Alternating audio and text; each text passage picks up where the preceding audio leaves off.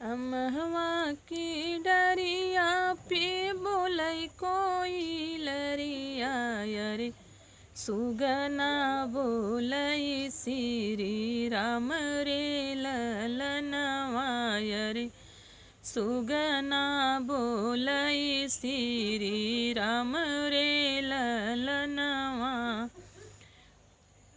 अरे दुहरी पे उतरले दुल्हे कवन राम बोलिया बोलै ससुरार रे ललनवा रे बोलिया बोलै ससुरार रे ललनवा।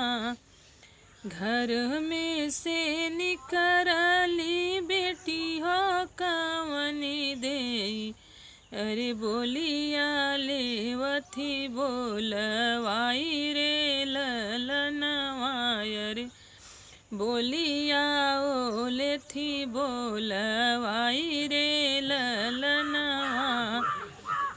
किया तू हयुधानी सचवा के ढारल किया तो है गढ़ला सोनार रे ललनवा रे किया तो है गढ़ला सोनार रे ललनवा।